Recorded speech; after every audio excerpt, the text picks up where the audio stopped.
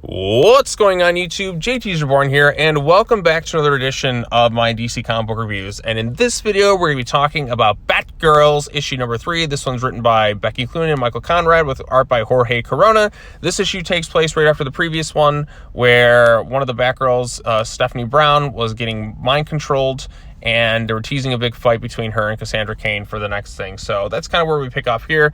This villain known as the Tutor is there. Apparently he's got fear toxin. His art and stuff makes people see stuff and mind controls them or whatever. However exactly it works kind of reminds me a bit of the villain Spellbinder.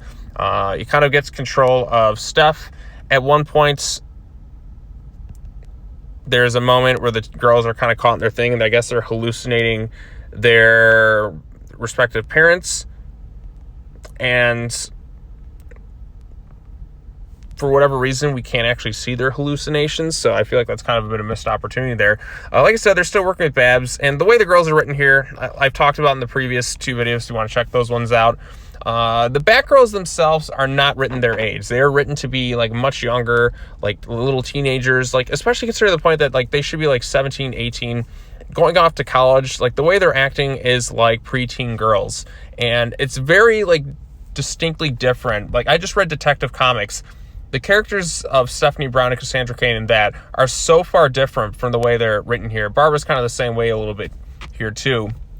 They're just written so much more childish and like goofy and all that. Like I said, if you're looking for something more fun, I think this is okay. Like you might get into it more, but it's starting to be a little bit childish for me. Even Super Sons, like as more like kind of kiddie as it could kind of get, it still would have its bits of seriousness, and it fit more well with those characters than characters here who are written so kind of inconsistently with the rest of the DC universe. But like, I mean, it's still fun. Like if you're kind of looking at this as its own thing, I think it works fine. But if you're looking at it in conjunction with the rest of the comics out right now, it just feels a little bit out of place for me. So they end up going into like this whole art gallery thing. Babs meets somebody who I guess was like an old boyfriend, and then Steph and them are on the comms like, oh, is that one of your old boyfriends, an ex-boyfriend? You can ask him out, you tell us details, yada yada yada.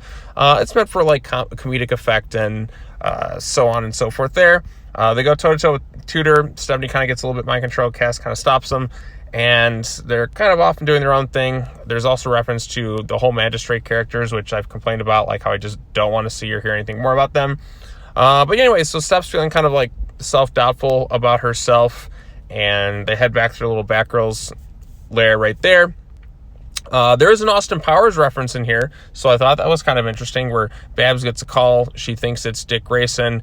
Like I said, she's like, oh, I'm missing you and all that other stuff. And he's like, well, since we're on the phone, she's like, oh, you're rather randy tonight, Mr. Grayson. Randy, did you just say Randy? And then she references Austin Powers. Pretty shagadelic of me, I know. So in this universe, Austin Powers exists in the DC universe. Also, if this is going to be like kind of geared more towards kids, shagadelic stuff doesn't quite feel like it. But then again, I was a kid watching Austin Powers. Like, stuff I probably shouldn't have been watching at my age, but I don't care. I loved Austin Powers. Where's Austin Powers 4? That's my takeaway right here. Does Austin Powers 4 exist in the DC universe here? But it turns out that Barbara's apparent phone sex scandal thing was not Dick Grayson. It was actually Seer just kind of messing with her and stuff. But I do wonder, what if Seer just for fun kept it kind of going? Like, where would the conversation have gone if Seer didn't like kind of cut it off? It's like, well, since we're on the phone, it's like, oh, we're gonna get kind of dirty here. Like, would Seer have kind of kept it going like the whole way and then revealed herself, I guess, to be like, haha, it was me, I tricked you. Well, why did you like do the whole conversation then? Oh, well, I think that would have been kind of funny, but like I said, that's just kind of my mind wandering into bits and pieces. So yeah, and that's kind of it. Like, Seer's still around, Tutor and that's still around, the Saints people are still around, all that other stuff. Issue itself, like I said, I thought it was all right. Art by Jorge Corona is kind of fun with the colors and that. It's very kind of stylistically unique, and there is some funny moments, but like I said, there's still a little bit of that.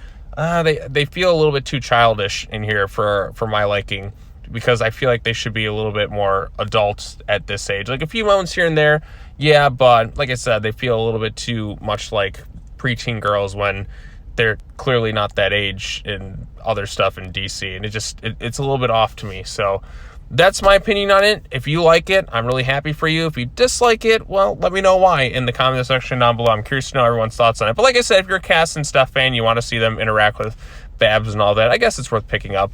So at least it's something a little bit different than what's going on in the rest of the DC universe. So those are my thoughts. Let me know what you think of it in the comment section down below. Be sure to like this video, share it with your friends, subscribe to the YouTube channel for more content. Be sure to come back next time. Tomorrow, in fact, I'll be kind of picking back up where we kind of left off and covering more of the DC comic stuff. So, yeah, that's all I got to say. As always, take care now. Bye-bye then, and I will see you all in the next video. Peace.